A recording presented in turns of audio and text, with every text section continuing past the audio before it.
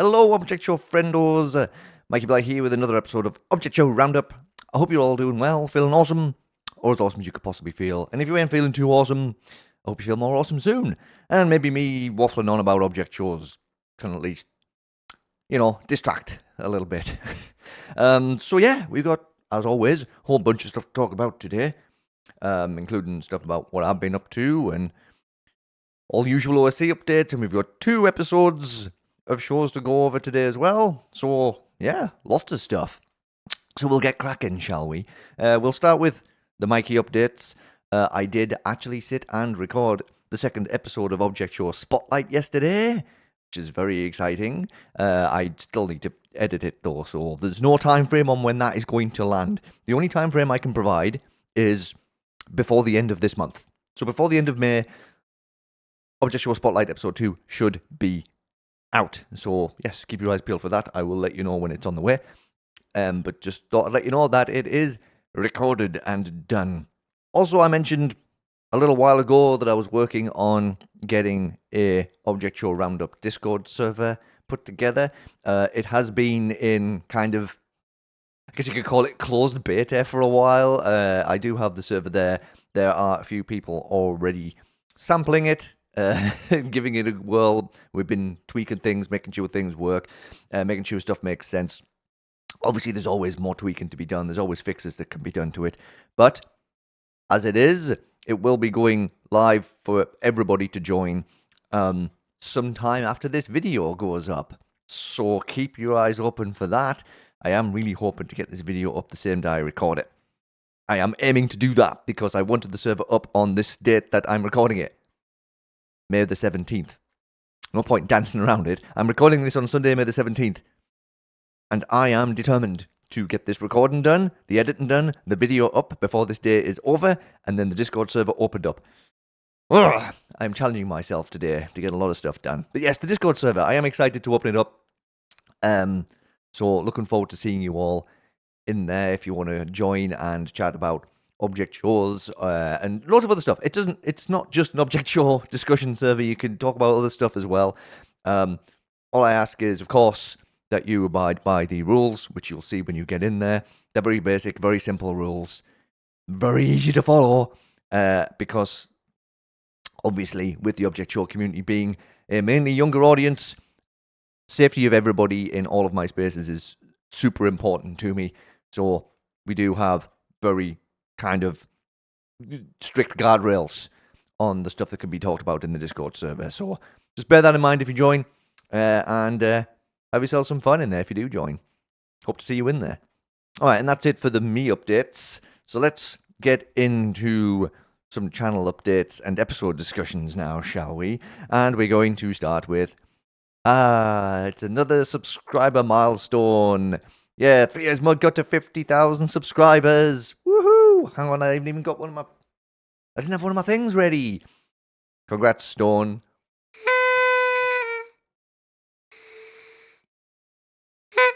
Yeah, it's always fun to see people hit these numbers, and Stone actually also did acknowledge the 50k as well in a lovely post here. Thank you all so much for 50k. I'll be going on a short hiatus May the 22nd to 31st to celebrate my graduation of high school, as well as my 3-year anniversary with my lovely girlfriend. Oh, it's so sweet.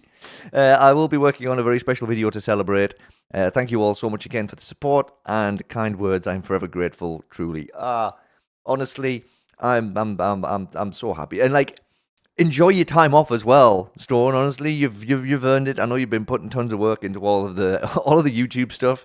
So heck yeah, get yourself a week and a bit away. Totally earned, totally deserved.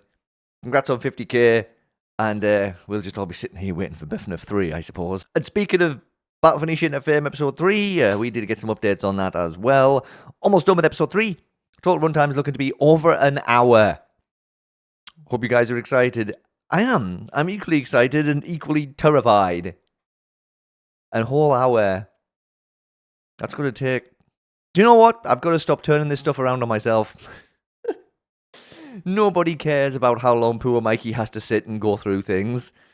But I do, because it's me. But anyway, yeah, an hour long. More than an hour. Oh my word. All right. better prepare yourselves for that one. Better get yourself some snacks in and stuff, because you're going to be sitting on the couch for a while watching this one. And we did get, of course, the good old stats. I love some nice stats and data. We did get this, the nice little tracking sheet that Stone keeps, telling you what's been done and what's happening and all this kind of stuff. I do love to see this stuff. And heck, if that isn't enough for you, we also got a good old pie chart as well. So we've got the stuff that fully animated is more than half, fully finished is more than a quarter. So we are getting there. We are indeed trundling towards completion here. So yeah, BFNIF 3 is definitely on the way. And if that wasn't enough, as if all of that stuff already wasn't enough for you, we actually did get a couple of teaser images as well from the episode, and they both involve Tumblr. Yes, I think episode 3 is definitely going to, well, I mean, there's still an hour. That's a lot of potential to go through lots of different characters and stories and stuff that they're doing, but I feel like we're going to have a bit of a Tumblr heavy-ish episode, considering what happened in episode 2 and the fallout from that. So yeah, I feel like I'm going to be kind of sad watching some of the scenes in episode 3, but it is what it is, I suppose. What's life without a little bit of trauma, I suppose? But I am excited for episode 3. I am, no matter the length. I'm excited to see what happens in it. Yeah. All right, over to AnimationEpic and Jack and Jellyfy now. And they did indeed announce those tour dates and ticket sales before the finale of BFDIA. So I was wrong, and that's what I mean. I just throw thoughts out there, and I'm invariably wrong about these things, but I don't mind being wrong. So they did the announcement poster. So the tickets have been on sale since Friday. Quite a few of them have gone already, I can tell you that much, but I'm pretty sure there's still some available. And the tour has expanded this year, actually. So yeah, there's 8 stops this year instead of 6. They're doing New York, Atlanta, which is a new stop, Houston, LA, Chicago, Las Vegas, which is another new stop, Seattle, and London. There, we got an international date there, which was hinted at in AnimationEpic live stream. So it did happen. They are going to the UK. That's it's a big win for the UK object show community, that's for sure. Not that it's super easy for everybody to get to London, but I guess it's possible for people. I guess it really is easier to travel across the UK than it is across the United States. So I suppose it's doable. But they did. So the Florida date has gone. So they did drop a date, but there is 3 new locations. So very exciting times. And the tickets. Okay, so my experience trying to get tickets was quite an experience. The ticket site totally crashed. It's 1 minute after the tickets went on sale, the queue already had more than 500 people in it, just for the venue I was trying to get tickets for. And when I got to the end of the queue, I kept getting the fun gateway timeout error, and the site just could not handle it. The OSC destroyed the ticket websites, which honestly is impressive, I've got to say, but at the time, I've never been so stressed. It's like, I knew there'd still be seats, There was a few interesting things with the VIP side of things this year as well. So New York is the tickets I was trying to secure, and there was only VIP tickets for the Friday performances, which was interesting. I'm not sure what that was like across the board for all of the other tour dates. Like the London one is only 1 day anyway, so maybe there's VIP tickets for both of those, and Las Vegas as well is only 1 day. So I don't really know what the VIP situation was like for all of the places, but for the New York one, it was only the Friday. And when I was trying to get into the site, I didn't know that initially, so I was trying to get Saturday tickets because we did Saturday last year when we went. But the site crashed a million times, kept crashing. And I was like, well, I'm not sitting in the queue again. So I just kept refreshing and hoping. But then we ended up being in the queue on 2 other devices in the house just to keep an eye on what was going on. And the queues were like 1,500. And eventually there was a message saying, we're experiencing like high volume of users. So it might take a while. And then it said they paused the line. They paused the queue because the site was having issues. I was like, yep, I think we might have noticed that. But 1.5 hours after joining the queue and getting into the broken site and refreshing it loads of times, I did finally manage to secure tickets. I did mention this in a YouTube post the other day. Tickets were secured. We will be going to the very first show on the tour. We will be there on Friday, July the 10th at the 11 a.m. show. So we will be amongst the first people to actually see whichever episodes are on. Well, it's going to be... So they mentioned it was an Animate Insanity Season 4 episode, so it's going to be the next episode of Season 4.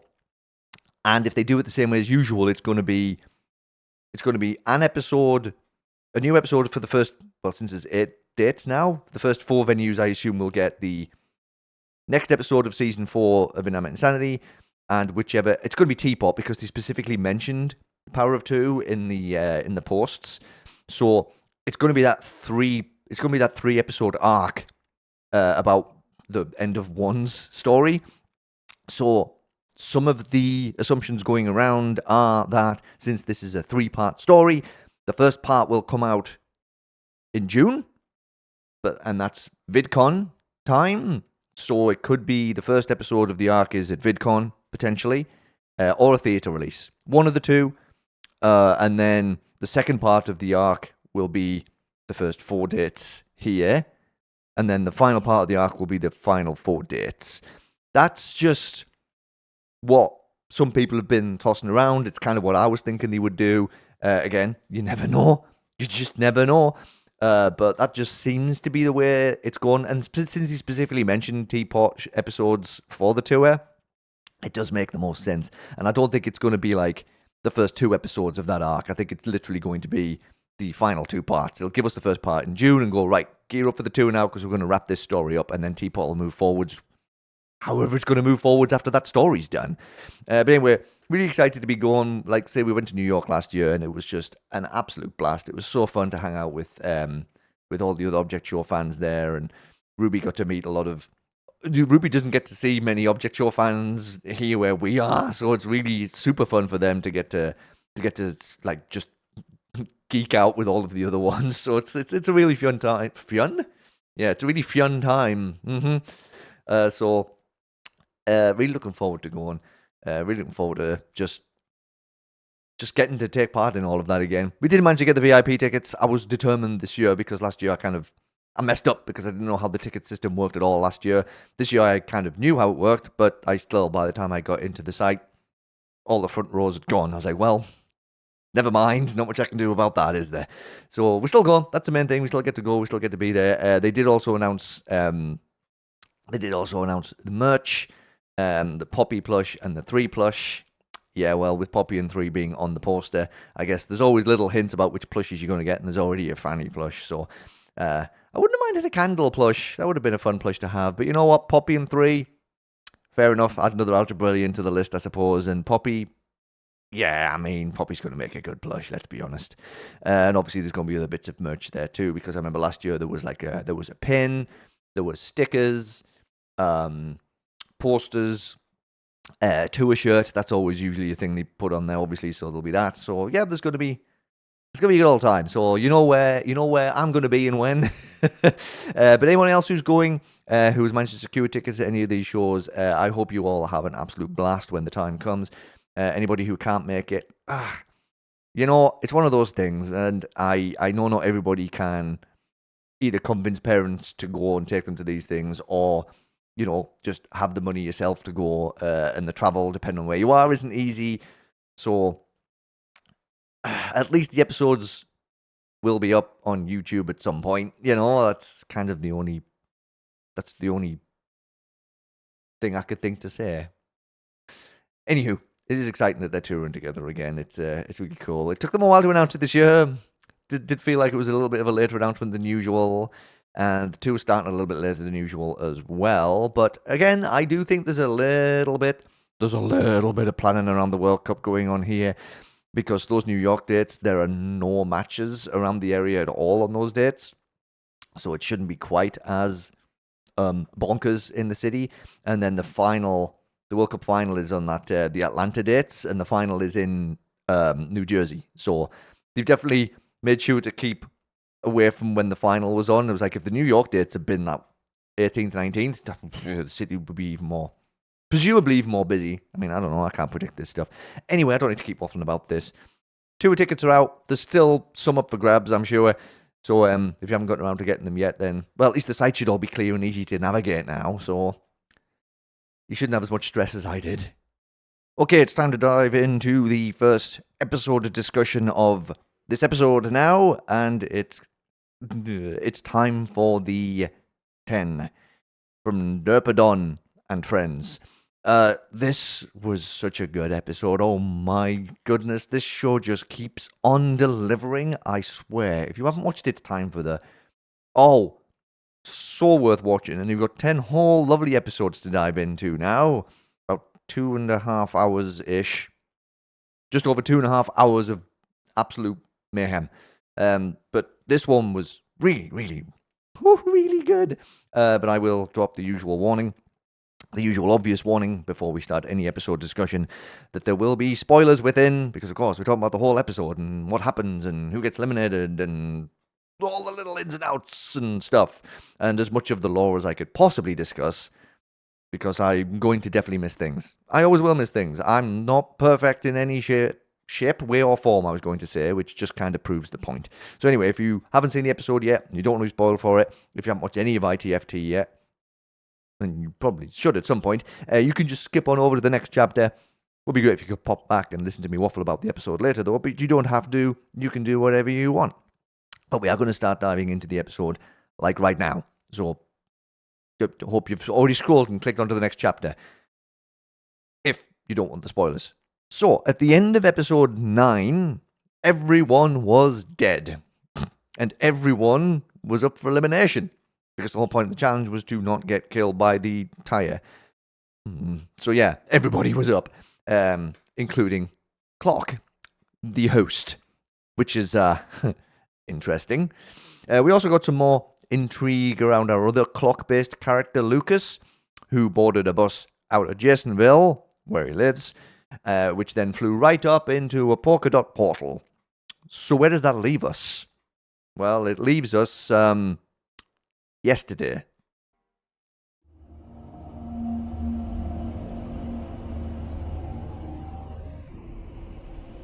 Who are you? Where are you taking me?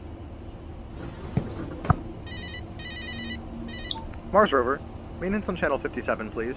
10 o'clock.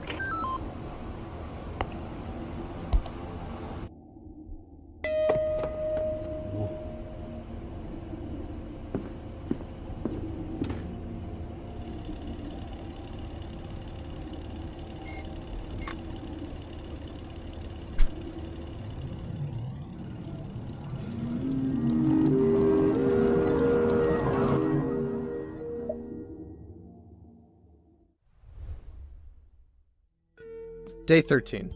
My channels are still fully operational. Visiting Group 5 for the third time today for routine checkups. Went to about 12 today. In channel 57 now. Its alternative channels are running too. Although I noticed 547 has been showing nothing but static for the past few hours. We'll look into this later. The interference overall was a success. Maybe even worked too well. Every single television channel that is available got affected by the void somehow, including ones I didn't know existed. And a few are overlapping. Not sure what that means for all of it yet. There's one thing in channel 57 that caught me by surprise. It just looks like the void, but perhaps just a coincidence? I decided to keep an eye on it some more. The reason I'm doing maintenance in channel 57 again, despite there being a revival method put in place already, due to the day nearing its end, the clock seems to have gotten weaker, since its normal lifespan is only 12 hours long. The method of resetting the clock has worked plenty of times, but it's time to find something that works a bit more permanent. I suppose I should speed things up a bit. I arrived later than I hoped. I already have so many questions. We went from scratching our heads about so many things to having things kind of answered, but then even more questions. Who is the one monitoring all of these channels? Are there multiple clocks hosting multiple contests? Is everyone on every channel just blissfully unaware of what's happening? And what is this permanent solution to having to reset clock that gets mentioned? Well, the one thing we can say about that is that the answer probably, most likely, lies with Lucas. After everyone wakes up from their peaceful, actually not at all peaceful because they were all dead, slumber, Nowhere requests a break from the challenges, and Tile mocks them for that, and then they start arguing with each other, as is kind of standard. As Polkadot comes back around, she has some vision issues. What are you telling me? Shut up! Why are you so mad at me? I didn't do anything to you. Disrespected my homie Freddy, man. No disrespect. Who in the world is Freddy? Just one time he's ever mentioned, and I say, who is that? And you suddenly act like I'm dead to you? Can you please cut that out? Yes, looks like the clueless and carefree Polkadot from the last episode has left us once again. It's been a kind of a long-running question for me, why Polkadot is made up of portals, just like the void, as our mystery voice called it. And the fact that the mystery voice was also curious about Polkadot for the same reasons, well, that just makes me even more intrigued and confused.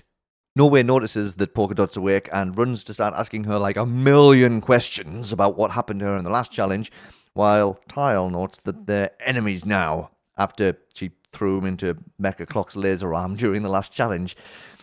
And that's when Polkadot notices a few things.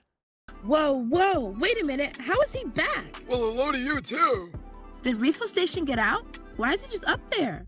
What is going on? I'm asking you the same thing. You're suddenly acting normal. What's that supposed to mean? Clock? No answer I could ever satisfy. Ooh, hey, cool paper. For me? So, yeah. Alright, confirmation that Polkadot is back to normal. Just don't say that to her face. And the elimination results, as left behind by our Mystery Voice's phone friend, Mars Rover. Funny how they don't know any of the actual names of the characters. And Wheeler's going to be especially annoyed about being called Tyre again. But yeah, TI-30 is out, but it was a super close call. Tile was by far and away the safest of the actual contestants. But, since Clock was included in the elimination this time, I think that skewed the votes a little bit, because obviously Clock got way more votes than anybody else. So it's going to be interesting to see how that affects the next round of voting we get. Presuming we get another round of voting, because who knows with this show. Nowhere then laments the loss of TI-30, even though he kind of brutally murdered them in the last episode, before being morphed into good old Sheriff TI-30. Bingo bongo. Interestingly, Nowhere then mentions that they feel like TI-30 was trying to tell them something as they lean backwards and stare into the sky. Where the ominous CH-57 lurks. As Clock tries to get the next challenge started, Nowhere demands a timeout. Just stop. We just need a break. But surprisingly enough, Clock does grant that, as he needs a nap. Tying into what we were told by Mystery Person about his power starting to fade as time moves on. So this gives Nowhere a chance to pull Polkadot aside for an important chat. If they can convince her to actually come along with them, that is. Polkadot, you gotta come with me. What is your deal? I really need to talk to someone about this thing I saw. Whatever it is, I don't care. Please just trust me with this, okay? Well, things just got boring. And stupid. Hey!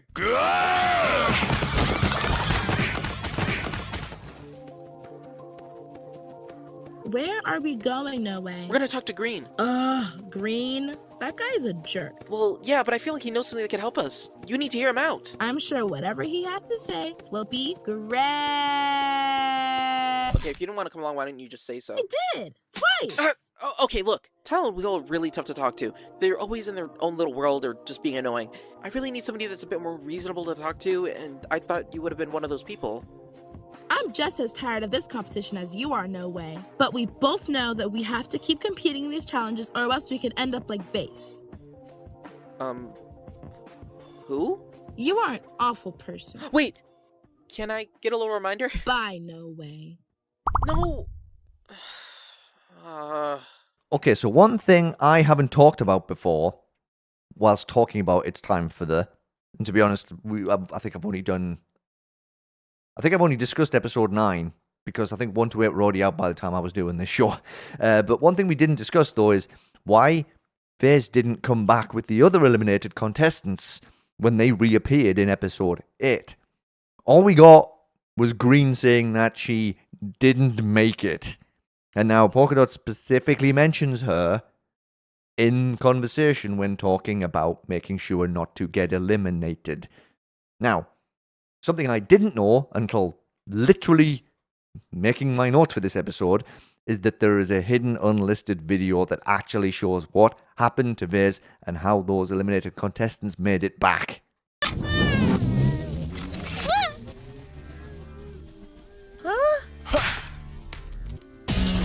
Come on, I made an opening. We can get out of here. I'm out of here! Oh. Anybody else want to go next?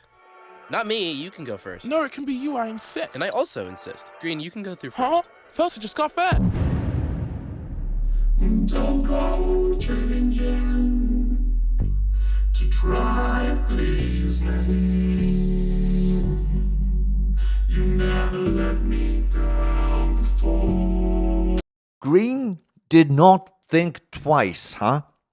I mean, when you're stuck somewhere and desperate to get out, I kind of get it, right? It's like sometimes you've just got to self-preservation, you know?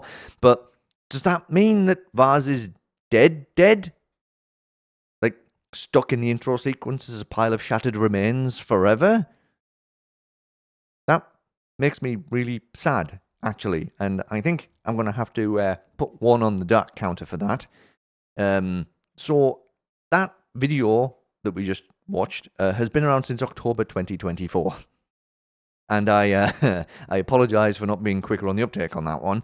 Honestly, it was only the events and discussions in this episode that really got me into gear to find out more. But don't worry, there will be more on that soon. Polka Dot continues her huffy journey away from nowhere, grimacing at the Channel 57 logo in the sky as she flies close to it. And when she lands back to the contest grounds, she sits and has another, shall we say, moment?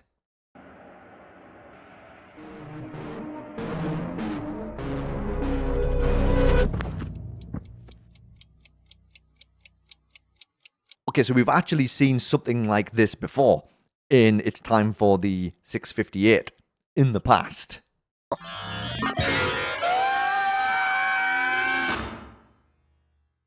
You're all going to die.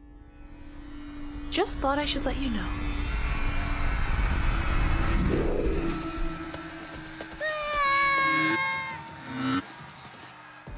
What is that? What?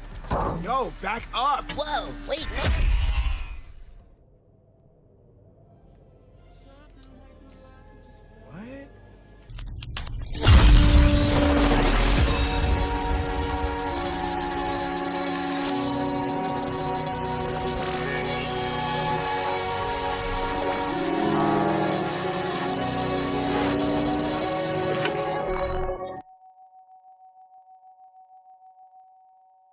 Yeah, and that was channel 547 being obliterated by portal power, void power. I call them portals, which explains why that channel only shows static now, which our mystery friend mentioned in the intro there. And then, in It's Time for the 7, the gift box plummets into channel 57's world and is the main focal point of the challenge. And when Clock opens it at the end, we get what I can only call an interesting reaction.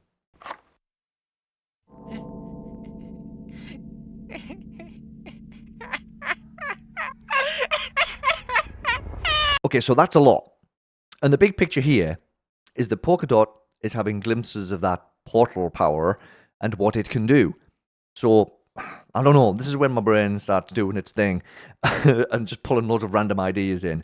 Maybe she's the only one who can stop the portal power from consuming Channel 57.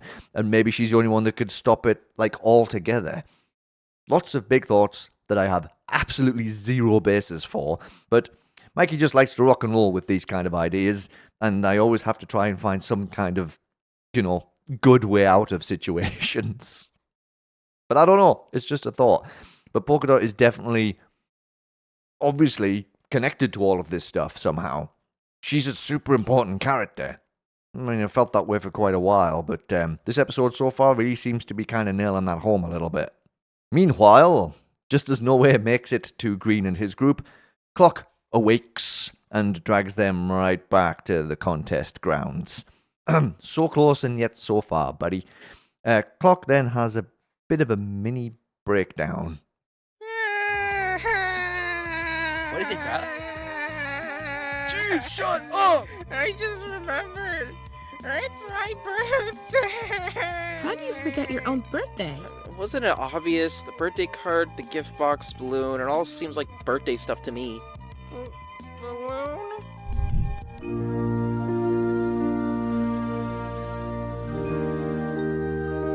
Yeah, the balloon's been floating around the whole time. Yeah. I'm just curious, though. Why does the balloon say Lucas anyways? Yeah, I noticed that too. Clock, do you know that guy?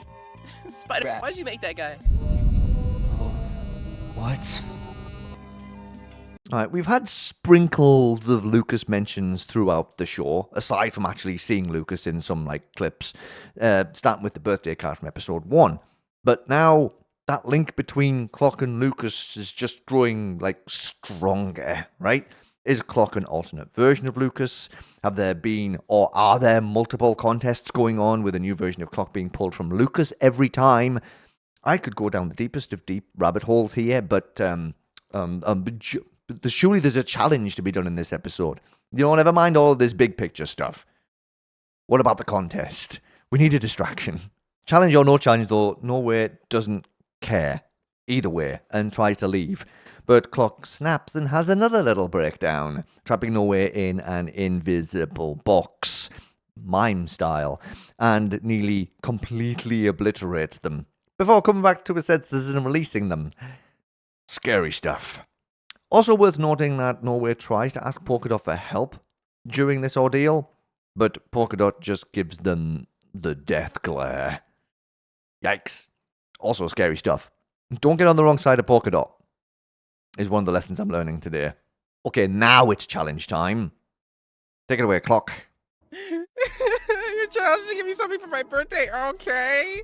I really like my birthday and I didn't get any candies or cake or anything or frogs, okay? Get me something and you will win. You have until 10:45 and I will have my birthday gift opening ceremony. Thank you. Oh yes, we will be doing teams. There's only 4 of us, bro. There'll be duos, which I will be forming, by the way. Here they are. I base them on how much more time you need to spend together. How lovely. I want to die. Hey, I don't think we've talked at all much, actually. Let's keep it that way. Do you want to name your teams first? No. Yeah! Yeah. Nobody even cares. What's the point? 3, 2, 1, go. Well, at least Clock's trying to do some relationship building between people. That's a positive thing, right? Honestly, I think everyone is beyond being friends of any kind right now. Tyler has made a cool team name, though. Aw, so sweet that you think you're both skateboard legends. Oh, wait, there's no S on the end, so that just makes it mean. Okay, cool. While those two try and sort out their many differences, Polka Dot's going through more stuff. She's having quite a time of it in this episode.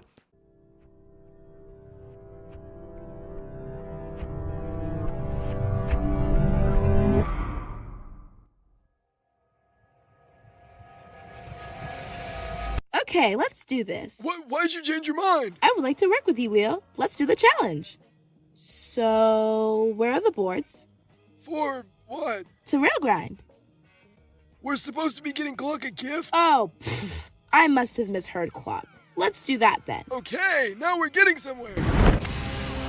Lucky for us, I already have an idea. Yeah? Oh, no. I don't want to deal with any of your portal crap. Oh, I don't think we will be needing to do any of it. What is that? Right about you. It's an amusement park ride that started selling a version at stores for people to bring home because the visitors liked it so much. I remember the last time I was on it. This is Polka Dot. Okay, so we're back to episode 9 Polka Dot again. And one thing I managed to not notice last time is that her orangey dots are more saturated in this form. Regular polka dot. Vivid orange. Odd. Maybe stuck in the past polka dot. Saturated orange. Huh. I still don't know what's causing her to become this version of herself, though, or what those things are that are being used to monitor her. But, you know, for right now, she seems happy, so who can argue? And going back to the stuck in the past comment I made, it is really strange that she was all geared up to do the rail grind challenge from episode 2 again. Is she reverting to past memories? I mean, she was a bit bouncier and more up for the contest earlier in the show before becoming more jaded as time went on. She definitely went through this personality change as we went through the challenges. So, I mean, kind of fits. It's her early season personality that's coming through right now. Either way, though, her idea seems like a decent one. I mean, look at that awesome flyer. Wow. Limited stock until November 1985. Learn about who you are. Who you really are. Actually, I like the sound of this less and less the more I read it. Yeah. Well, it's too late now. This is happening, and Polka Dot goes to retrieve the ride from Channel 106. Hi! Storage unit 413, please. Here you go. Thank you.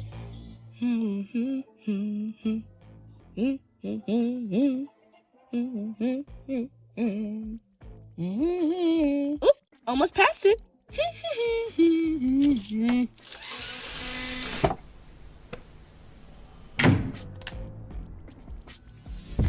Oh my gosh, I'm so sorry. Here, let me help you. Yeah, you know what? Yeah, you better be sorry.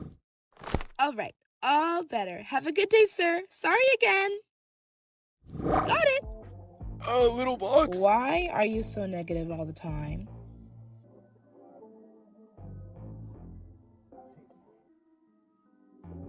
Oh, this Polka Dot is full of whimsy. I love her even if she is kind of clueless about everything, including how her portals work when interacting with others.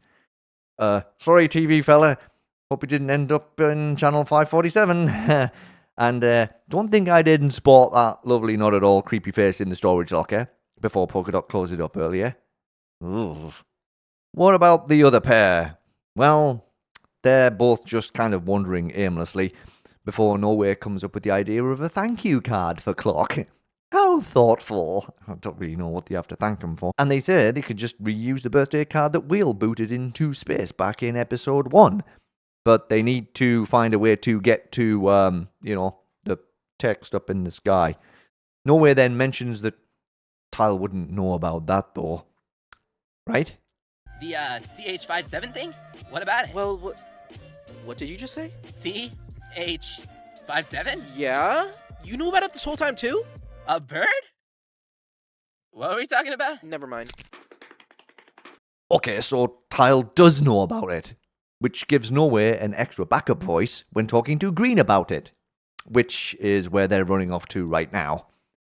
After Nowhere tries to talk about the CH57 in the sky and relays their concerns about the contest, where Clock came from, and a whole host of other things, Green is as sympathetic and caring about it as you might expect. Sure hope the super sleuths crack this one. Green. Okay, just so I get you two to shut up. I didn't say nothing. I will admit that I've had my fair share of strange encounters today too. Is that Chase?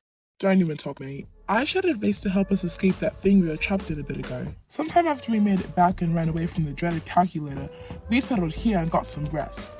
But once we woke up, I saw a little flower right next to where I placed the shard. Didn't think much of it, it's just a flower. But then I remembered that these flowers were exactly the type Vase had. And her shard somehow has this power to just wear them suddenly. That's amazing. Can it only grow this one? Well, no. I tested that. Seems infinite. Do you think you can help us with something? I have an idea. If there's another challenge... Creed, the calculator that you're chased by suddenly disappeared, and he was a contestant. I don't want to end up like him if I don't do the challenge. Yeah, me neither, bruh.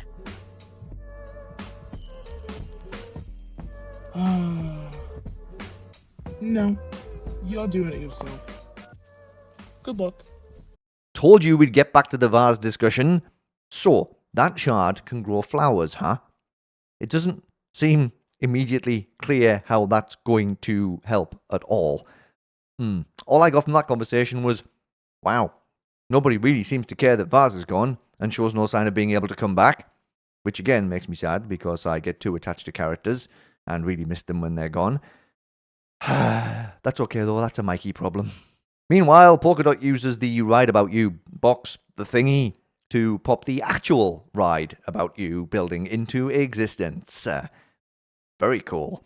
Looks a bit more like one of those creepy haunted houses than a fun yay look how cool you are ride though. Also, hey look, the OK Cleaners dry cleaning sign is back. This sign fell from the sky out of a Polkadot portal back in episode 8 and has just kinda stuck around since then in the background. Inside the ride, Polkadot remembers that the actual seats were sold separately. Because, of course, they were. Wheel has a mini meltdown and calls her Polka dumb, which is one of the moments that I don't know why, but that made me laugh. After she says they need to go seat hunting. But she calms him down, and he says there's no point fussing over it. Is he starting to mellow out a little bit?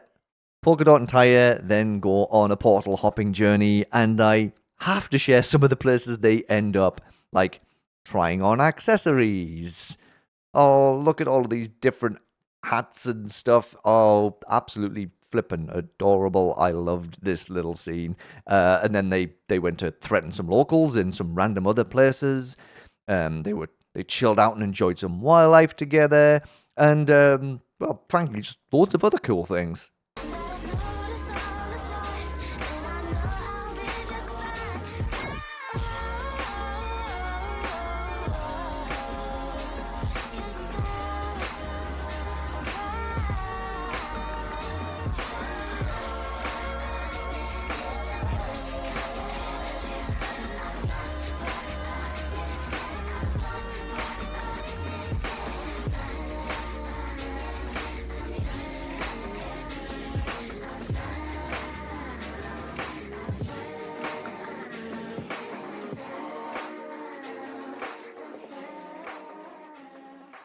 Couple of other interesting little tidbits to pull from this montage before we move on, though, including Wheel and Polkadot looking out from a TV screen, which is, very on theme.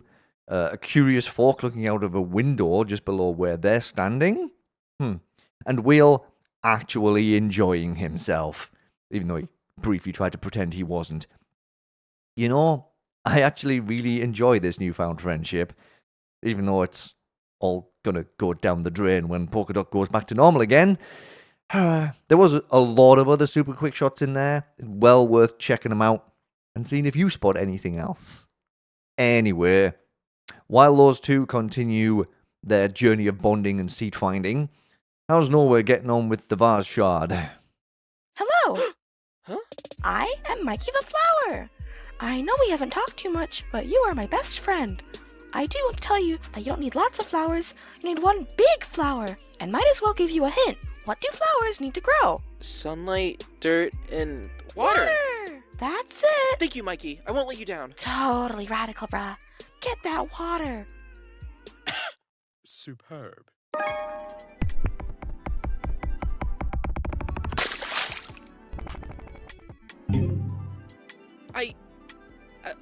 Since when could you do that? Couldn't we have just used that to get up there? Nah, I can only do it once. But... Only once, bro. Only once.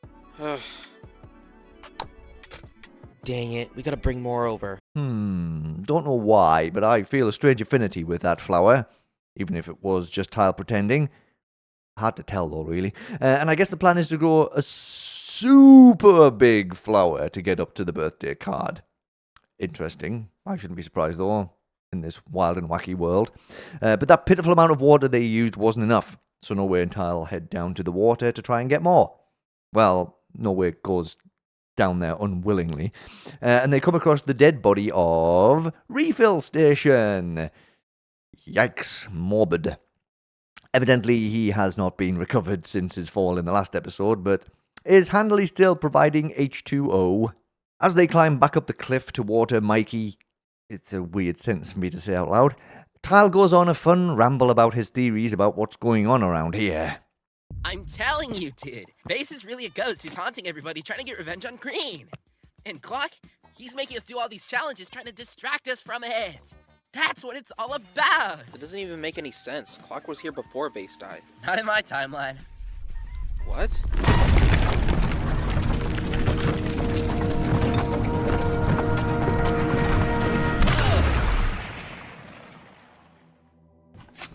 This is it. Broski, you hear that? Huh? Wait, yeah.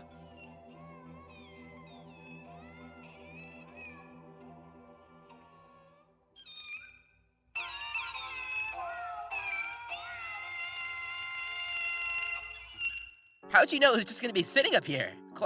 Wheel could have kicked that. Right. Wheel could have kicked that card anywhere, bruh. Lucky guess. Okay, wait a minute.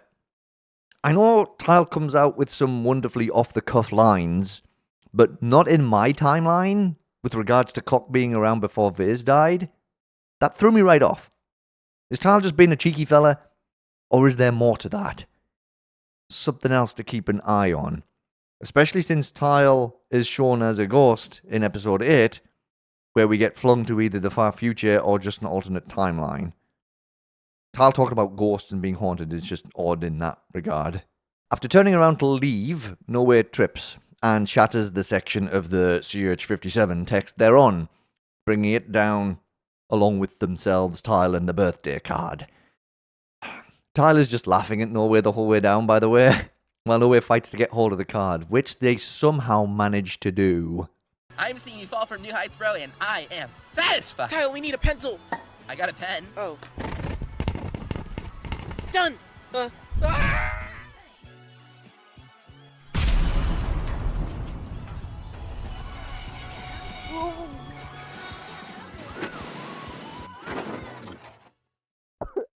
All right, let's do that again. Again.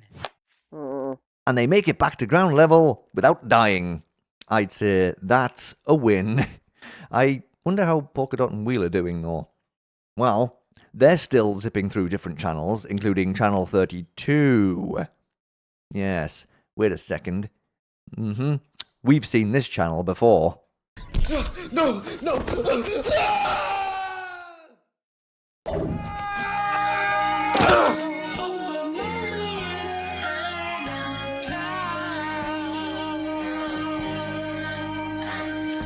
Yes, that's where Hourglass ended up when he fell a few episodes ago.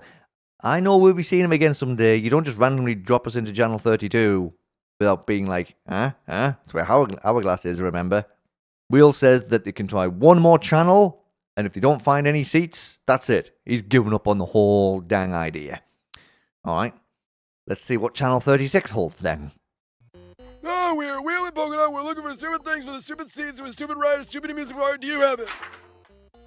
The All About You ride? Yeah? Yeah, I stole some from a hardware store. I don't know why they sell them separately, but I do love this ride. I remember my first time on it. This is house. Yay! Can we borrow yours? Yeah, of course. Please keep all arms and legs inside of the Doom Buggy. Great! We're all set to go. Thank you, House. Anytime. Bon voyage. That was easy. Well. Hi there, House from super cool other object show Orbit. If you haven't watched Orbit yet, I stick that on your recommended list. Honestly, the Polkadot portals have the potential to link us to seemingly anywhere, which means anyone could pop up. But does that also mean all of these places are in danger of being consumed by rampaging portals? Oh dear. Ah well, whatever. The seat's been acquired, so right now, that's the most important thing. Never mind all the impending doom. And just in time for Clock waking up from his nap as well. He woozily heads down to where Wheel and Polkadot are and asks where Tyler and Norway are before noticing the ride. And hey, guess Polkadot and Wheel weren't just trying on accessories for fun earlier. Wheel, you look adorable. Please don't punch me for saying that. Alright, now it's time for Clock to take the ride of their lives. You are Clock. You were born on February 27, 1997, in Illinois. What? You spent most of your time as a child watching shows, painting, and even tried some singing every now and then. You like to arrange games with all your friends, such as Foursquare, Kickball, and Tag. But little did you know, this would be the start of a very mundane and uneventful life. Is this still about me? You flunked out of high school and tried applying to your dream art college and got rejected. What a bummer. Huh? You spent 4.5 years working at a diner that got shut down due to the health hazards of mold growing on the fruit cups and the reminder of your time living off your savings account, wasting away on your couch, eating popcorn and watching television. To experience time in this new world. Wasn't it wonderful, Lucas? Your time is almost up. Get ready for the reset.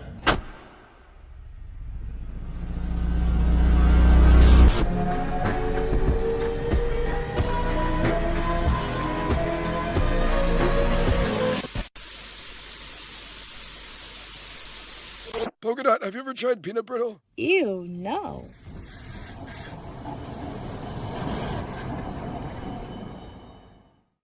So how was it?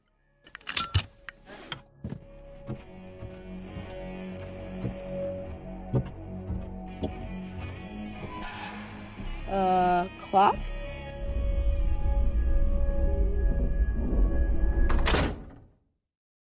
We are cooked.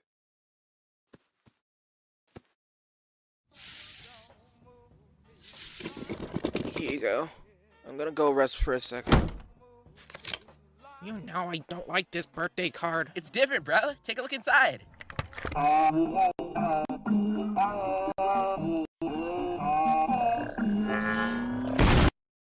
There's nothing. Oh my god. No! You know what? I know we've never really had good luck working together, but this challenge is fun. You're cool, bruh. I hate you though. Don't talk to me. Okay, so second time I've said this in this episode discussion, but that was a lot. We learned a lot more about Lucas, and I guess maybe Lucas's personality was used as a blueprint for previous clocks. But this time they're bringing the real deal here to take over. I still don't know. But using the word reset again means this has indeed happened before. And we've had hints of that lurking around in the show previously as well. And of course, the ride was being narrated by our fun mystery phone friend using Mars Rover as a conduit. I just knew this episode was going to land some heavy punches on Clock, Lucas, and us. Oh, and also on Norway and Tile, who clearly lost that challenge. Even though it wasn't their fault the card was sabotaged. My concern is growing. One other thing to note is that Norway's now scuffed front side, after being used by Tile to slide to safety earlier, is the same pattern of scuffs we see in episode 8. So that does seem to point to episode 8 indeed being set in the future and not just an alternate timeline. Okay, now we're kinda getting somewhere. Kinda. As Norway is trying to come to terms with losing the challenge, a menu appears, and a random character just pops up to sympathize with them. I know how you're feeling, Norway. You just went through all of that, and it's just so messed up. If it was my birthday, I would have loved and cared for the gift that you made. This is why Tile is my least favorite character. I just think that sometimes you need to be kind to people, and hey! I just don't know anymore. I just don't know. It's time for the has never really had rules, and lots of little meta jokes and like little line mistakes during recording have been left in, scattered around since it started.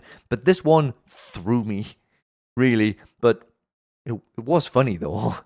During the credits, we see TI-30 wandering around in Channel 58, seemingly reminiscing about his time as a contestant and when he was a sheriff version of himself. Left off without a friend, chasing a fleeting moment that you think would never end. And yet that credit song, by the way, really good. The soundtrack for It's Time for the is pretty dang spectacular. It never misses. Every song just flows really well with the scene it's used in. I just thought I'd mention that too. Because, these are all things that add up to make good media. It's like the good writing, the good animation, the good voice acting, and good music, just tying everything together.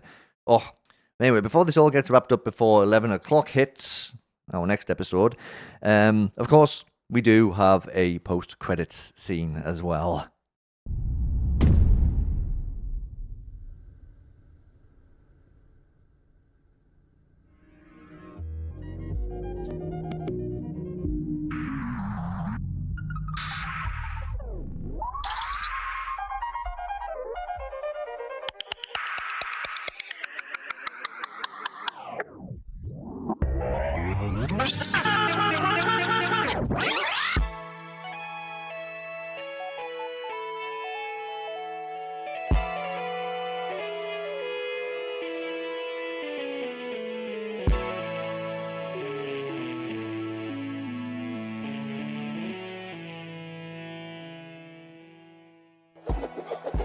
Thanks for playing, everyone.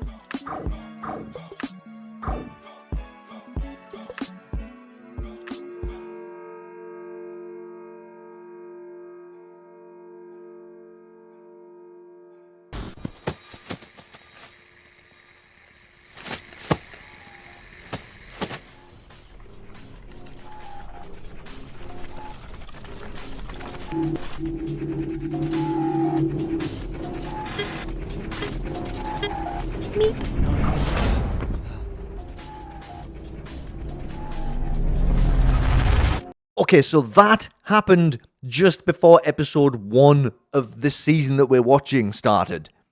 So Lucas is Clock, but has Lucas always been Clock? Is this a never-ending cycle? Is that why this episode is called Never End, which I didn't mention earlier? Am I losing my mind over here? Well, I mean, we know the answer to that question at least. But, that's so much. So, the little glimpses and hints of Lucas that we've had so far in the whole season were from before the season even started. So that does lead us back to the question of what the permanent solution is going to be this time for when this iteration of Clock runs out of time. Okay. All right. Listen, we're not even done yet. Because we also got a glimpse of the clock tower we saw in episode 8. The one that the gang was trying to bring down. So that clearly also plays a big important part in all of this too. Maybe it's got something to do with how things keep getting reset. Which is why they're maybe trying to, destroy it or stop it. Okay, episode 8 really is a key episode. I need another rewatch of that one. I did rewatch all of 1 to 9 again, including the in-between episodes. But episode 8 seems to be a real kind of a hinging point. Hinging point? Is that even a phrase? I don't know, I just made it up. But for now, anyway, that is us done with another fantastic episode of a fantastic show that just keeps throwing curveballs at us. And it's so funny because it's still described as it's just a joke object show. You can't tell me at this point there is not lore and stuff to be figured out in the background here. This can't all be for nothing. You don't build up all of this backstory just to go, it's just a joke show. But if you do, kudos on that too, because you've got so many people trying to figure out so many things, and there was ARGs going on and all kinds of stuff. And for it to just end, I could just imagine it just ending going, what, lol, it was just fun. It's just fun and games. Stop thinking so hard about it. That would be quite a power move, actually. But anyway, this was immaculate stuff. honestly. Big congrats to derpadon and everyone else on the It's Time for the team for just another amazing job and for getting this one into 2 theaters as well. Really impressive stuff. And I mean, who knows where else we're going to go before this season ends. Oh, my word. It's going to take a long time to brace ourselves for episode 11. All right, we got a little bit of an update from Fight for Fortune, which just says, think twice before you ask for Fight for Fortune 3. That's not at all concerning. Are you telling us we're going to go through some pain? Are you telling us things are going to start getting serious? But no, it was just a silly, goofy show. Please don't. I don't need more. I don't need more object show trauma. I'm having so much of it already. I need some silly shows. I need some down-to-earth shows to take my mind off all of the hard-hitting ones. Stop. I'm kidding. It's like whatever direction people have planned for their shows is the direction they have planned for their shows. But oh my word, the emotional stuff I'm going through watching some of these shows is not something I ever thought I would expect when I started watching these kinds of shows. Honestly, it's been such an experience. I guess we'll see what Fight for Fortune 3 brings, but now I'm suddenly not so keen for it to be out super duper soon. It's fine, you just take your time. I obviously need some time to prepare for this one, but obviously I'm still excited about it. And now I'm excited and concerned. How many times have I said that in the build-up of an episode of something going out? I'm excited, but also terrified. Fusion posted a fun little video as well. 10 years of Fusion Animations. 10 whole years. A decade. That's always an impressive milestone to hit, isn't it? So it was really fun to see Fusion chat about all the projects he's done and all the things that have happened in that 10 years and the shows he's got had the chance to work on outside of his own shows. And did also mention in the video that even though things have been a little bit quiet on the channel, projects are underway. Big things are coming. So it's just a case of sitting and waiting. Obviously, we know that the next episode of Object Invasion, we know the title, we've seen the poster, so we kind of know that that's being cooked right now. And usually Fusion and Wogolo release Object Invasion and Object Lockdown kind of together. So it could be just waiting for Wogolo to finish up Object Lockdown, or maybe Wogolo's waiting for Fusion to finish Object Invasion. I don't know, but they usually do release things together. So, I mean, that usually always gives us 2 episodes of something to watch at the same time. And I know some other Object Show peeps do the same thing too. I know there's joint releases between a few other shows, ones that I just haven't gotten around to yet, but I am going to try. Over this summer, I'm really going to try and dig into some more stuff that I haven't watched yet. And that's got nothing to do with Fusion, sorry. This is one of those things where, you know, my brain does this thing, where it's like I'm talking about one thing, and then my brain goes, oh, actually, this other thing. So, sorry, got to focus on Fusion right now. But yes, this was a very fun little video. Congrats on 10 years, Fusion. Oh, actually. There we go. You get a honk for 10 years. One whole decade of stuff. From Daily Object Show to Object Invasion, to all of the amazing work you've done on other Object shows. Awesome stuff. Really looking forward to, dare I even say it, another 10 years. Another decade. Take us into the 2030s. Okay, that's terrifying. I want to stop now. Good stuff, Fusion. Thanks for all of the entertainment you provided us. And here's to much more. Okay, we also got some more Krispifishh art. Matchbox! Oh, there's just this. I say this every time. There's just something about Crispy's art that I really like. I love this Matchbox design too. The little flame coming up from the bottom corner like that. That's really cool. Well, I'm not quite sure about that expression. What kind of character are you? You look a little bit tired. You look a little bit on the tired side. You look a little bit like me, actually. You got those bags going on. No, it looks like you could definitely have the kind of looks tired. Looks how I feel right now. I've had a busy weekend. I might seem full of energy, but believe me, I'm just trying to get through this with the energy I have left, and then I'm probably going to pass out afterwards. The Matchbox looks like they're going to do the same thing. But Crispy, as always, do love to see the artwork you're working on and the ampersand updates, and just keep them coming. And I know you will, because I know you like to share with us, and I really appreciate that you do.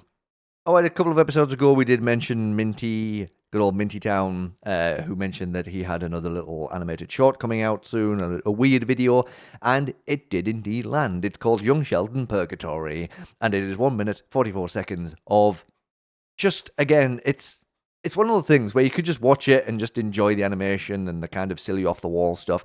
But at the same time, there's always that little part somewhere. And every single one of Minty's videos seems to do this. There's one section of it, or could be the whole thing, depending on which angle you look at it from, could just hit you and just make you go, oh. And you just kind of lose your breath for a second and go, oh, okay, I get it. Or you could take something yourself from it. It's not always maybe exactly the same thing that Minty might have been thinking about when making the work. But if you, like, I've taken things away from every single one of Minty. It's either brought back random memories to me. It's made me think about an aspect of my life. Just always manages to just do that to me. And, like, I just don't know. I just don't know how Minty does it. Just talent. Just talent. It's just what it is, you know? So if you haven't checked out that new short from Minty yet, always highly recommend checking Minty's stuff out. I know Object Show stuff is not really Minty's focus, but Minty just landed into the channel because of working on another Object Show that we talked about, and then did his own little Object Show short that we also talked about. But I know that that's not really the direction Minty wants to totally go in. But that doesn't matter. That doesn't mean I'm not going to keep mentioning the cool stuff that Minty does. Like I said, once you're in here, you're in here. No matter what kind of stuff you start doing afterwards. If you drift away from the Object Show community, that's fine. You don't drift away from me. So I highly recommend going to check that out. Like I said, it's less than 2 minutes long. And it's just such a quirky, wonderful, fun little experience. Just don't forget about the awesome animators just because they don't do Object Show stuff anymore, you know? Love you, Minty. Keep up the awesome work, and good luck with everything, graduating in college and all that stuff. I know you're going to do flipping amazing things. Okay, and we got a little teaser image from Mooncookiez as well. Poptart Shoe Episode 1B. Soon. Don't you just love it? Soon. It always sounds ominous to me when just the word soon pops up like that. Like, I know, and you know what? In some kind of regards, I do prefer when people just say soon, because we've had this discussion a few times where people have said the episode is coming out on this day, this month, this time specifically, and then like a day or 2 days before, they're like, oh shoot, I'm not going to be ready to do it by then. It's not going to be ready. And don't get me wrong, you can announce specific days, time. If the episode's done and everything, cool, go for that, right? But I have seen a few times when people have nailed down specific days, and that puts extra pressure on yourself if you haven't got everything finished. So it's kind of a really hard thing to balance, and I ain't trying to tell anybody how to do their stuff, or at least I'm not trying to. That's not my aim here. But saying soon just gives you that wiggle room, because then people can go, okay, soon. So a specific date, it's just going to be whenever. And maybe we'll get a specific date at some point. But for now, it's just soon. Just reminding us that it's actually being done, you know? So we'll see it soon. But funny enough, talking about specific dates for release, nicoguyy, who did have to delay a Battle for a Hotdog, it was meant to be out before now, but did post, well, this was actually a week ago, so now it's 2 weeks until Battle for a Hotdog 2. It might be just under 2 weeks, depending on when I get this video done. Like I said earlier, though, I am determined to try and get this up the same time recording it. I'm really challenging myself today, but I really, really, really want to do this. But yes, so 2 weeks until Battle for a Hotdog episode 2 is meant to be out. That's going to take us nicely into June. That's terrifying. It's going to be June soon.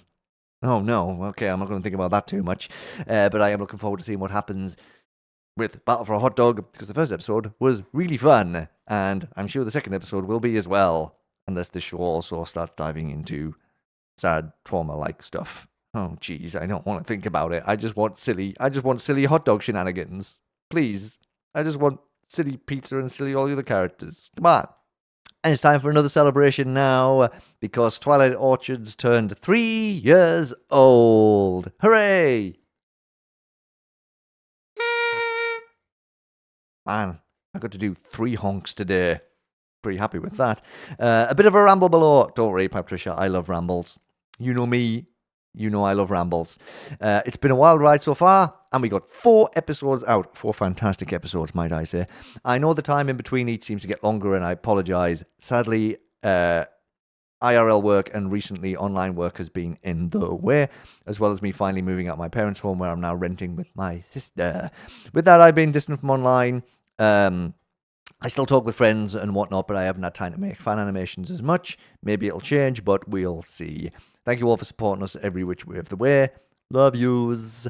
And then, of course, the super cute happy 3 years picture. I love it so much. I'm so happy that, like, listen, I'm happy I've come across every single object show that I've come across since I started watching them. But I'm really happy I came across Twilight Orchards. And do you know what? We can tie this back to somebody else we talked about, because it was Minty that mentioned Twilight Orchards to me originally in the interview that we did. So thanks to Minty, really, because I might not have stumbled upon this show otherwise, or it might take me longer to stumble upon it. It's really, really, really is one of my favorite experiences. It's such a really wonderful. It's the fact that it's kind of like slow paced, but also really moving. It's got both things going for it, and the silly humor. It merges so many things together so well, and even though it might take slightly longer to get each episode done, because again, you know, real life stuff happens, and people just eventually have to start focusing on that kind of thing. It's just a fact, right? It's just what happens. But listen. 3 years of Twilight Orchards, congrats on that. Here's to 3 more, and hopefully more, and depending on how many more episodes and how much more story you have to tell, of course. It might not take 3 more yet. We'll see. But Paptrisha and everybody from Twilight Orchards team, thank you so much for providing just a beautifully wonderful show for us all to enjoy. And yeah, that's pretty much it. I'm going to cry. Just thinking about the show makes me cry. Good grief, what is wrong with me? Just thinking about this show gets to me now. Anyway, thank you, Paptrisha, for, well, I guess reminding us that it was 3 years of Twilight Orchards. And again, thank you for just the amazing show. Okay, we got this update from Grapey. Hello, everyone. So it's time to announce the special guests. Again, we actually got another one, so I'll announce it here. First off, we have, oh, look, it's Minty again. Minty gets 3 mentions in this episode. He's everywhere. So, yeah, Minty's going to be a special guest. That's really cool. And then last but not least, the biggest special guest, Awesome Mate. I don't know who they are. But Grapey says, I know they're not an OSC YouTuber, but he's still great. Episode 2 is going great, and that's pretty much it. So, yeah, I don't know. More of you may know who Awesome Mate is. But all I can say is, congrats on getting those awesome special guests, Grapey. I'm over the moon for you for that. That's really good stuff. And things do seem to be ticking along pretty good with Objective as well. So, hey, that's awesome. That wasn't all we got from Grapey, though, because we also got this. May the 22nd, 2026. Oh. Huh. Now, I know Objective's not due out for a while. Not according to Grapey, anyway. But Grapey did mention some trailers would be dropping at some point. So, if I had to hazard a guess, unless this is a completely different project, a little sneaky thing that Grapey's been doing, I would say that this might have something to do with the trailer for Objective Episode 2. That's my theory on this one. I could be wrong. But that's, if I had to hazard a guess, that's what I think that might be related to. And if it is indeed a trailer, Mikey is going to stick to his usual rule and not watch it, because I do not watch trailers. I want to go into episodes of things completely not knowing a thing. And I will stick with that.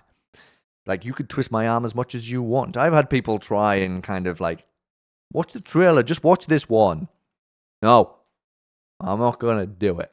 You go for it, though. You release trailers. You build up the hype. That's good stuff. It's not going to be a bad thing. It's going to get more attention on your stuff. That's totally cool. Me, I'm going to just sit back and say no. Although it's weird that I say that now, because obviously if you go back to some of my earlier videos for shows that don't have any episodes out yet, there was the Sempiternity trailer or teaser, right? There was the Flaws teaser.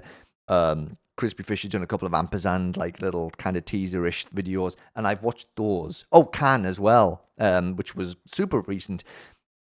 I guess it's weird. I guess the exceptions are for shows that are being worked on that have no episodes out yet. I guess I'll watch teasers for those so that we can see what the animation style looks like. I guess I just don't watch trailers for things that already have an episode out. Wow, my rules don't make any sense, do they? When I say them out loud. Or do they? Is watching a teaser for something that has no episodes out yet an okay thing? Because it's the best way for me to talk about something that we've come across. You know, if I don't watch the teaser for something, then what can I really talk about? Do I have to stop? Do I have to ditch this rule? Do I have to ditch my no trailer watching rule? What do you think? Maybe I should do a poll on this. I'll either do a poll on this, or I will let you tell me what you think. Should I start watching trailers? Should I even leave it up to you? If I do a poll, that's going to be one of the options. Should Mikey start watching trailers for things? Yes, no, I don't care, do what you want. Honestly, when you throw those kind of options in there, people are going to pick the I don't care, do what you want. Which doesn't help me, because obviously I want people's opinion.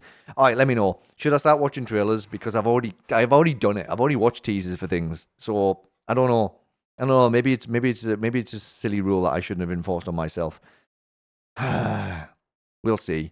Hey, sorry, Grapey. This discussion veered wildly away from this, and this date might not even be related to a trailer. And I went off waffling about trailers. Sorry, it's my brain again doing its weird things again. I'm sorry. Congrats on the cool special guests. And if this is a trailer, maybe by the time it comes out, I will have made a decision on whether to watch trailers or not. I guess we'll see, though. I'll just sit and waiting for May the 22nd. Alright, funnily enough, ToastedNoodle posted about the Object comic, and we only talked about the first episode not too long ago, and the first episode came out, nearly a year ago, I think, or a bit more than a year ago. Either way, look at this, the Object comic 2 is coming later this month. The second episode of the Object comic is being animated right now. This one will be a lot of fun. Well, you say that as if the first one wasn't a lot of fun, because the first one was a lot of fun. So are you just trying to say that the second one's going to be even more fun? I mean, really cool if that is the case, but I mean, just yeah, either way, I am looking forward to it. I might have had a little bit of insider knowledge that the episode was being made and the second episode was coming, so that might also be why I kind of watched the first one and talked about it. Possibly, maybe, potentially, but anyway, regardless, that's cool. It's something else for us to look forward to before the end of May.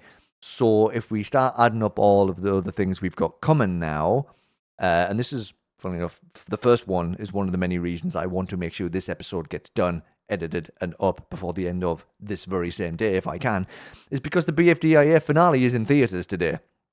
Kind of forgot to mention that earlier. I was going to kind of talk about it a little bit, and I forgot. But yeah, so that is hopefully going to be on YouTube tomorrow, right?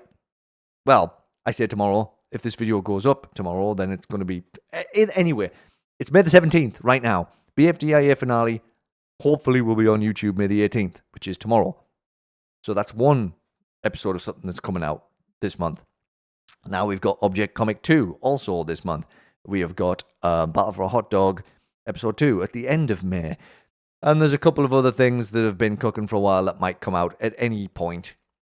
And we just have to wait and see if they just happen to land. So anyway...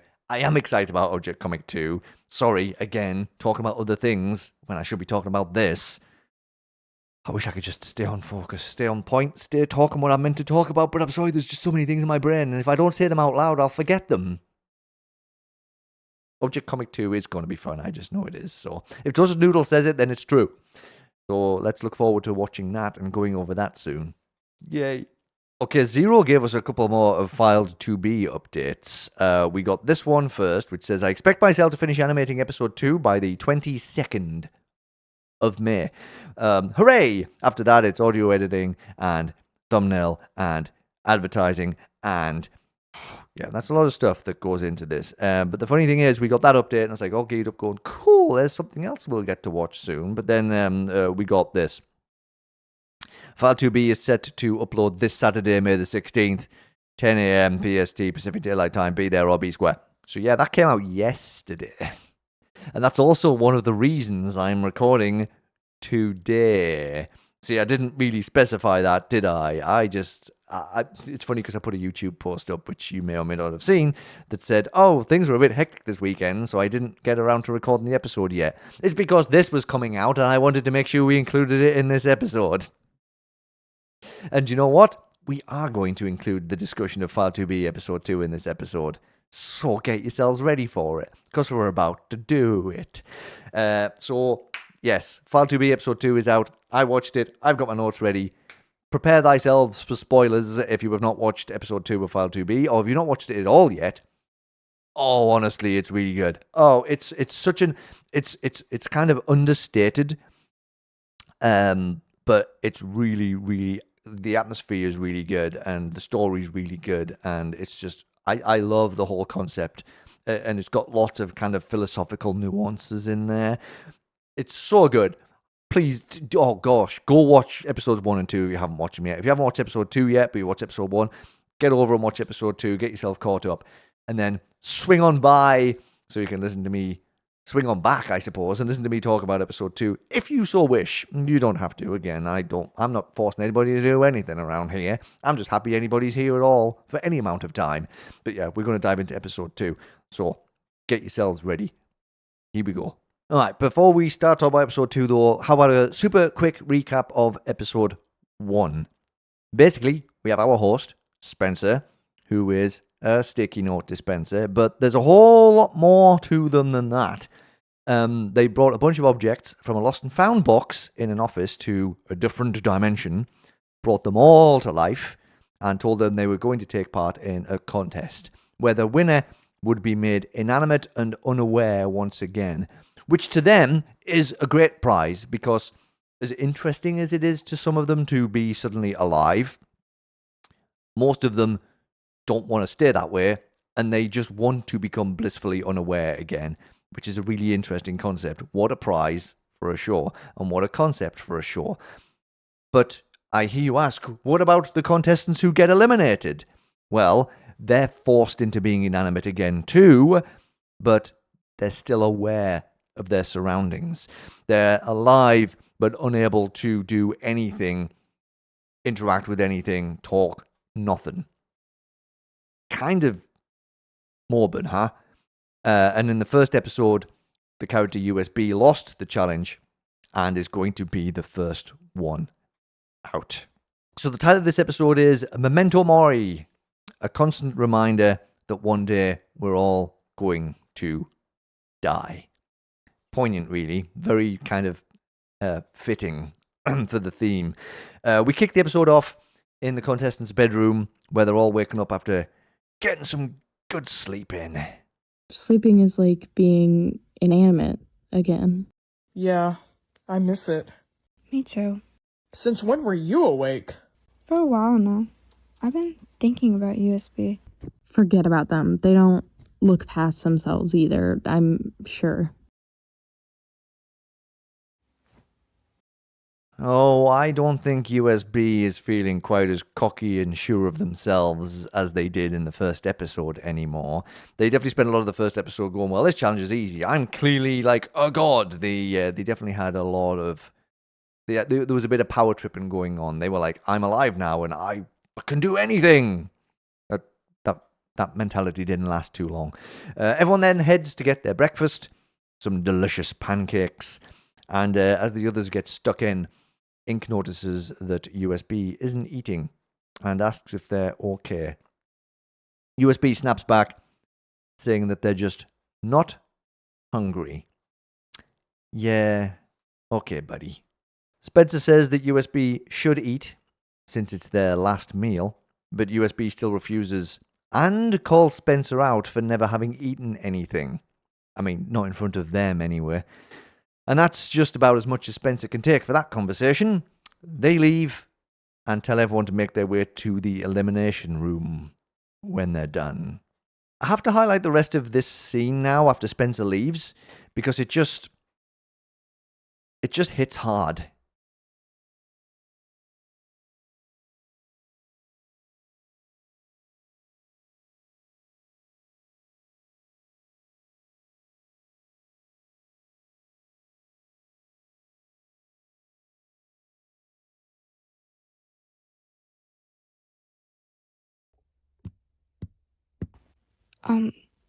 Well, I should go now.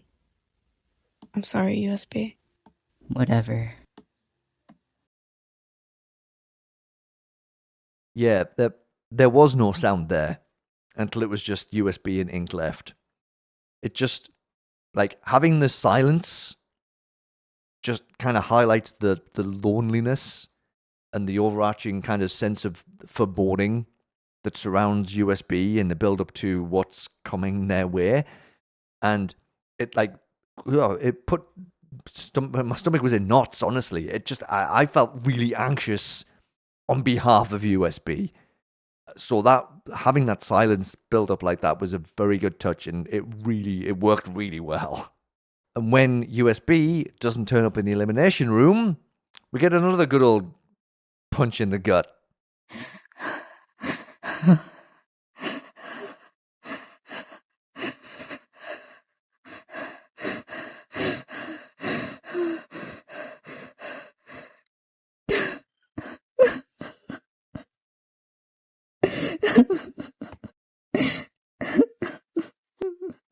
So, we had glimmers of the characters coping with suddenly being alive and having emotions in the first episode, but things generally just came down to them being mostly confused.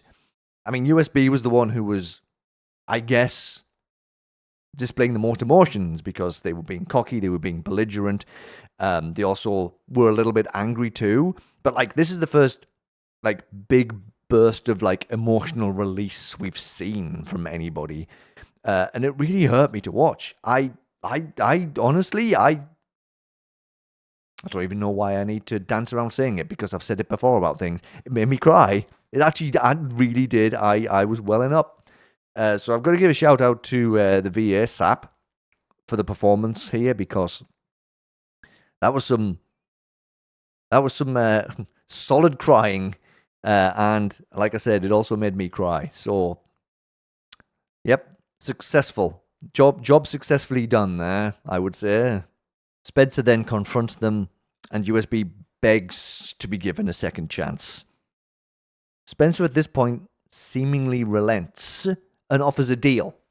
USB can either come to the elimination room right now and go through the elimination, and after everything's over sometime in the future, Spencer will bring them back and give them the chance to become fully inanimate again. Or Spencer will just eliminate USB right here in the lunchroom, and that'll be it. USB will be stuck inanimate, aware, and alone forever. So USB, over to you. I don't deserve this. Yeah, you do.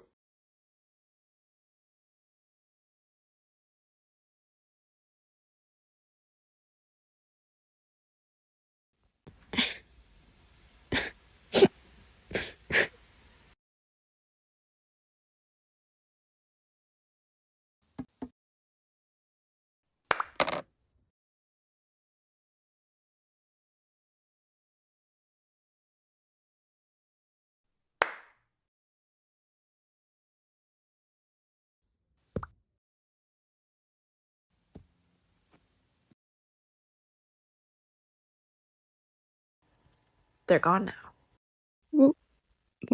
Where did they go? The real world. Just wow. Like, everything we've talked about so far happens in the first 5 minutes of the episode. And it sets one heck of a tone for things going forward. Ooh, I did say, when we talked about episode 1 of this, that I always dread, one of the things I dread the most watching any new object show that has a competition to it is having to wait and see what the eliminations actually look like.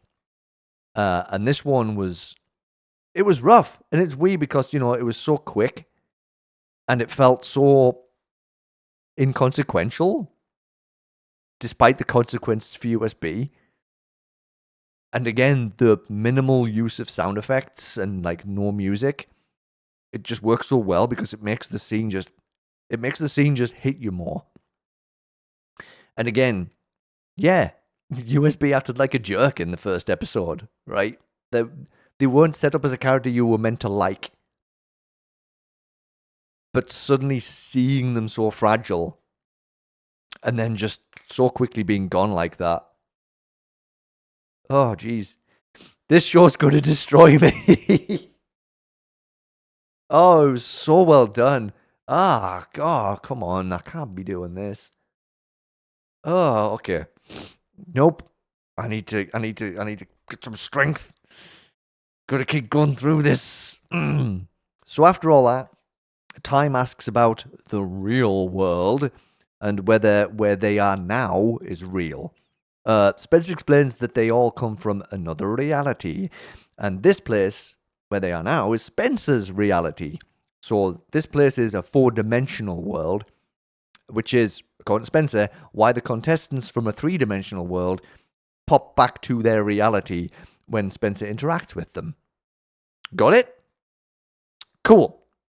It's not actually super complicated. It's just when I talk about things, I make them sound more complicated than they are sometimes. So what happened is Spencer did the boop and made USB inanimate but aware, and then booped them back to presumably the lost and found box. But now USB's in the lost and found box, but is aware of their surroundings but can't do anything. But the random question period here isn't done yet because Ink chimes in next, wondering if there are others like them. And Spencer says, oh, of course. There's objects all over the place, but none of them are sentient. And then mentions that there are other sentient beings where they're from, and that humans are the main sentient beings in their reality. Oh, and then hey, we get to hear Spencer's opinion of us. Humans are the dominant life form in your original reality. They think, feel, and build things, but they're also careless. They own objects. You, technically. Tools, decorations, machines. Every single one of you was made to serve a purpose. For them. Objects don't speak. They don't think. In that world, you're silent, motionless, background clutter. A lost and found is where I found you all. A place humans use to store things they've misplaced. Keys, wallets, sometimes things like you. It's where lost objects go, just in case someone notices they're lost and would like to return them to their previous owners. Wait, Marlene Ashwell? Is that the human who owned me? Most likely. Oh, wow. So, someone lost me? How do you lose a time puncher? Wow, that's crazy. I was needed for something. The different reactions to being lost and found items are really fun. Stamp, of course, remembering the name that they leave behind when they sit down. And Spencer also has an interesting reaction to that. Like, maybe Stamp's too smart for their own good. Maybe they're figuring more stuff out than Spencer expected them to. And then letter opener, though, just being happy about being needed for something. That was just adorable. They just see the positive side of everything. Alright, but now the elimination is done and we know a little bit more about the world the objects came from and the world they're currently in. Kinda. Let's put those distractions aside and get this challenge going. Alright, people. For today's challenge, you'll be preparing your own meals for dinner. Lasagna. Seems pretty nerval, right? Alright. You guys won't get that joke. Well, not quite. Each of you will have a unique challenge to face. One of you won't be able to speak, one of you won't be able to hear, one of you won't be able to see, and one of you can't do anything except read the instructions aloud. You'll need to rely on limited communication, teamwork, and trust. You'll be judged by effort. So the person who contributes the least is the loser of the challenge. Oh, and don't worry. I've made sure each of you has the necessary knowledge to cook. I've wired your brains with the basic understandings of preparing dishes. So, even with your limitations, you'll still be able to follow the steps. Alright then. Stamp, you'll read the instructions out loud. Ink, you'll be mute. Letter, you'll be blind. And time, you'll be deaf. Here's a full recipe. Stamp. Letter, here's a blindfold. Time, here's some noise-canceling headphones. And ink, here's mouth tape. None of you are allowed to take off your gear until you've completed the challenge. You all have until dinner. Don't rush. I'll be taking notes.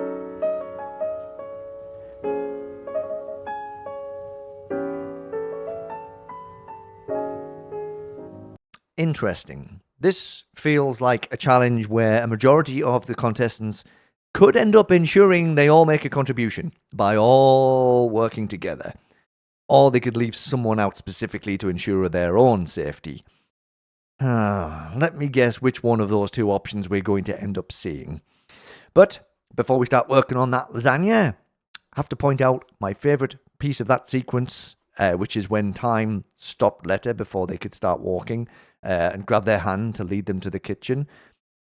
I don't know. I just found that really cute. And with the way things went at the start of the episode, I need a little bit of that before things go south again. Stamp grabs a seat on the floor next to the kitchen counter and starts reading the recipe, beginning with turning on the oven, which Ink does, since they can hear that instruction and time can't. And Letter, of course, can't even see the oven. And then Ink prods time to speak on their behalf for the next instruction. Okay, got a good rhythm going. Well, between 3 of the 4 contestants at least. The next part of the recipe involves chopping up an onion. Maybe Letter can get stuck in with some assistance now? Sorry, Ink. I would toss you an onion, but, I can't see.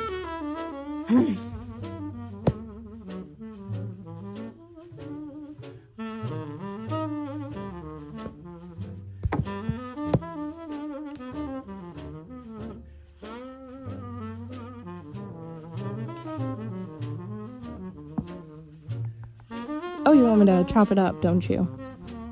Oh no. I'm starting to see a pattern emerge here. Letter can't see, so really can't help out without being directed to where things are, which takes more time, and they've only got until dinner time. Also, time did the pleading face, and how could you possibly resist that? At least Spencer seems to feel a little bit bad for Letter. Even though they're the one who assigned the contestants to their roles in this challenge to begin with. Ink and Time continue to do all of the work while Stamp reads, while Letter keeps trying to ask if they can help.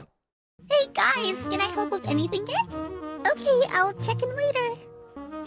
How about now, Ink? Stamp? You can find the red wine for step 5. Oh, that's right, sorry. There's not much you can do at the moment. We'll let you know when you're needed. Oh, no worries. Okay, I'm sorry to keep on bothering you all, but I should probably help now, right?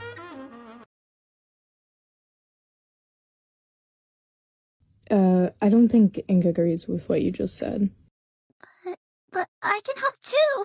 It can be anything. Maybe I could stir the sauce. Letter, put that down. Why? I just wanted to help. I don't want to get voted out either, Oh my god, Ink. Letter, just go away. Oh god. Ink. Here. Come here. Wait, what happened? Can I take my blindfold off? No. Letter. Keep it on. You just made a mistake. It's okay. We'll be back, guys. I don't understand what happened. Can someone tell me? It's better if you don't know, Letter. It's fine anyway, Spencer said so.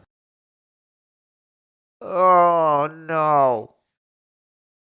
That just doesn't help Letter's chances at all. But I can see why they were starting to get frustrated. They weren't getting the chance to help. Everyone else just spotted the easy route through the challenge. And personally, I think they all suck for doing this. Ink returns with an eye patch, ready to keep on cooking, even if they're a bit worse for wear now. I have to say, all of the cooking animation in this episode really made me hungry for lasagna. I don't remember seeing such detailed cooking done in an object show, even though there have been multiple cooking challenges across many of the shows I've watched.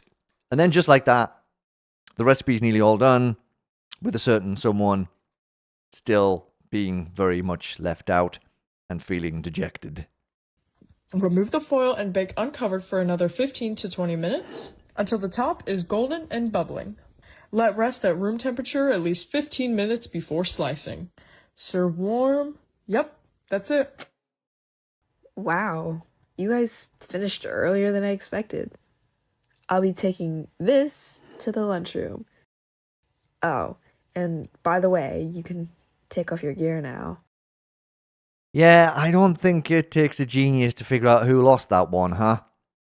But, just in case you do need a hint. Where'd I leave my clipboard? Oh. Right.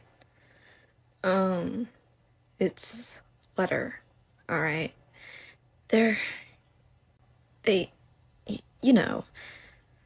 I'm just keeping the rules. Sorry, letter. You all may head to the lunchroom now. Dinner is served.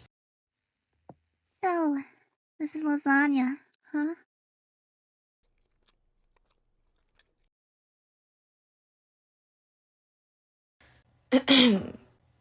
You guys can head to bed once you're done. Thank you for the food. It's delicious. Yeah. My favorite's out. But honestly, I do like all of them, so this was always going to be a rough one. There was a great use of silence during the eating scene as well, with Ink sat next to the empty chair. Before that shot pans out to everyone looking sad or awkward.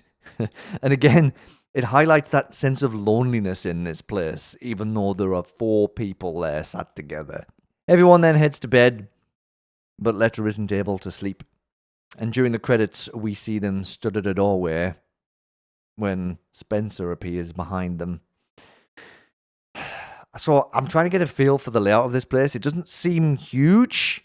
It feels like there is the bedroom where they all sleep. There's the room where they eat. We saw the kitchen in this one and the elimination room. That's all we've seen so far. Oh, and wherever Spencer goes. When Spencer does their thing. So what I've pieced together is the rug we can see in the background of this particular shot can be seen earlier outside of the elimination room. So judging from that, I think this is Letter looking into the elimination room, the room that they know they'll be front and center of tomorrow. But what is Spencer going to say to them here in the middle of the night? Is there more deal making to be done? Was there some kind of twist to the challenge that Spencer didn't mention during the day? Is Mikey just living in hope rather than reality? Probably. But honestly, this was a great way to carry the show on after that really strong first episode. It's got me even more invested in the characters and the mysteries of who Spencer really is and, you know, what lies ahead for all of our contestants. Awesome stuff, Zero. Awesome stuff, VAs. Absolutely loved this episode. Despite the emotional damage it did to me. Really good. And when you start a show with just like 5 characters, 5 contestants, you really set yourself up for knowing exactly how many episodes you are going to be doing, right? And you probably already know exactly the story you're going to tell. So, good stuff. Really good. And Jeez, I just had a feeling that this episode was going to be painful, and I was definitely correct about that. But again, fantastic stuff. Really, really excited for episode 3 and the rest of the story as well. Just awesome. Go check out File 2B if you haven't. Totally worth the time. Really well put together show. And that's going to be it for another episode of Object Show Roundup. Next week's episode will presumably feature the BFDIF finale. I don't know. I'm wondering whether that needs its own episode, to be honest, because, that's going to be another long one. It's going to be a big one. And if anybody happens to drop anything else over the next week or so, I'll just try my best. I'll just try my best with the time I've got.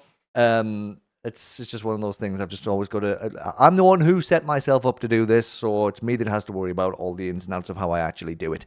So we'll see. There will be an episode regardless. How much is in it is, again, up to how much time I have. But thank you everybody for being here for another episode of OSR. Whether you were here for 5 seconds, just one particular section that you wanted to watch, or the whole episode, every moment you spend here means so much to me. Thank you so much. Don't forget to keep the YouTube algorithms happy. Like the video, subscribe to the channel if you haven't done that yet. Share the video. Comment if you want to have a chat about object shows or, I suppose, anything. Don't forget the Discord server will be launching soon. I will be... Actually, I know how I'll do this. The link to the Discord server will be in the description of the video. Aha! So that it's actually going to launch at the same time the video goes live. There we go. That's how I should have done to begin with. Anyway, so yes, go and join the Discord server as well if you want to hang out and talk object shows or anything. There's lots of discussion channels in there, so it doesn't have to be object show related as well. Just want somewhere where people can go and hang out and have a chat and maybe meet other object show fans. Just thought that'd be a cool thing to do. So the Discord server should be live as well when you see this video. And yeah, keep watching object shows, keep discovering new object shows, and keep making object shows too if that's what you do. Love and appreciate all you. Take care of yourselves, and I will see you in the next episode. Toodaloo.